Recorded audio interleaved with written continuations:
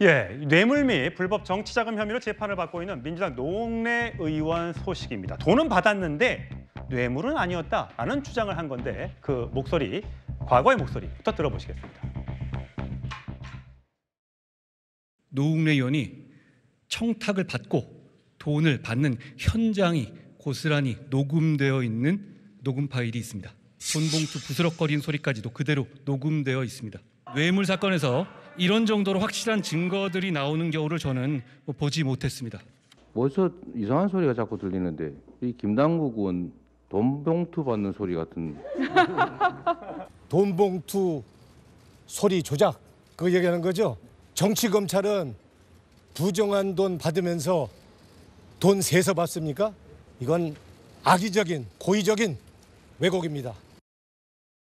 네, 이 소식 다뤄볼 검사 출신 이고은 변호사 나오셨습니다. 네. 자, 부스럭 소리가 조작이다라고 지금 조금 전에 노웅래 의원이 얘기를 했습니다. 그런데 정작 재판에 작년에 있었던 재판에서는 돈 받은 건 사실이다라고 얘기했다면서요? 네, 그렇습니다. 그간 그 해당 부스럭대는 녹음 파일 결국 조작이다, 즉 돈을 받지 않았다라는 주장을 해왔었는데요. 알고 보니까 지난해 10월 이 해당 재판부에 낸 의견서에는 그렇게 녹음 파일로 지목된 날에 돈을 받은 것은 사실이다. 다만 받은 돈의 액수는 500만 원 미만으로 후원금 처리가 가능한 부분인데 이 부분에 대한 신고를 누락했을 뿐이고 이건 대가성 없는 뇌물이었다. 이렇게 정리한 변호인의 의견서를 지난해 11월 해당 재판부에 제출한 것으로 그렇게 알려지고 있습니다. 서정욱 변호사님, 대가성 없는 뇌물이 있을 수가 있습니까? 대가성이 있어야지 이제 이거 뇌물죄가 성립하는 거죠. 예. 원래는. 예. 근데 이거는 이제 국회의원은 포괄적인 직무 관련성. 따라서 이제 국회의원은 돈 받으면요 직무 관련성이 거의 있다고 보는데 저는 변명이 너무 궁색합니다. 근데 이거 후원금이라고 지금 주장을 하고 있는 거예요? 이게 한 번이 아니고요. 여러 차례에 걸쳐서 이제 5차례에 걸쳐 6천이거든요. 요 한 번이면 또 이게 모르겠지만 총액으로 봐야 되잖아. 이게 연결된 포괄일제란 말이에요. 그리고 이제 그 500만 원 미만 이러면 이게 그냥 뭐 1인 한도가 500 아닙니까? 예. 그러면 이게 가벼운 뭐 제재밖에 없을 거예요. 정치자금법으로 이게 처벌도 어려운 정도.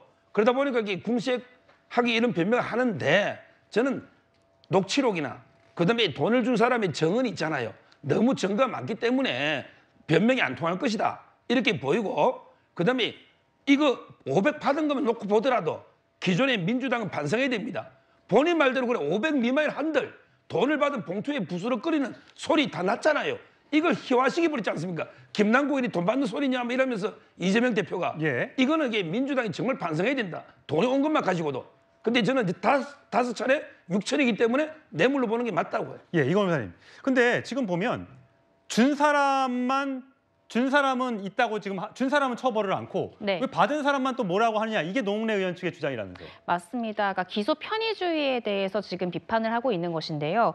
돈을 받은 나는 기소가 됐고 돈을 줬다라고 주장하고 있는 그 태양광 사업을 하는 사업가의 부인은 참고인 신분으로서 이제 그녀의 진술은 참고인 진술 조서가 됐거든요. 예. 왜 이렇게 편의성을 띠고 왜 나만 기소를 했느냐. 따라서 기소 편의주의를 지금 규정하고 있는 해당 규정에 대해서 위헌법률 재판 심판 제청을 신청을 했습니다. 근데 이에 대해서 검찰은 이 해당 조항은 이미 대법원과 헌재에서 충분히 합법이다, 적법하다라는 판단을 받았기 때문에 이러한 위헌법률 심판 제청 신청은 결국 재판을 지연하고자 하는 의도가 아니냐라고 꼬집고 있습니다. 근데 이건 변호사님. 근데 지금 노웅래 의원이 1심이 진행 중이잖아요. 아직까지는 네. 사실 뭐 보통은 무죄 추정의 원칙이라는 게 있습니다만 네. 공천관리 이제 위원회로부터 이제 예비 후보자 등록을 할 때 과연 이분이 출마를 해도 적격한 사람인지 아닌지를 판단하는 과정에서 적합 판정을 받았단 말이죠. 네. 근데 이게 돈 받은 게 지금 그러니까 재판 중에서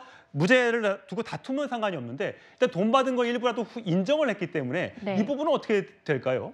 그러니까 사실 이 의견서는 사실 지난해 11월에 재판부에 예. 제출이 됐습니다. 따라서 뭐 예비 후보 적격 심사를 할 때 이 부분에 대해서 노 의원이 해당 이제 심사위원회 얘기를 했을 수는 있을 것 같습니다.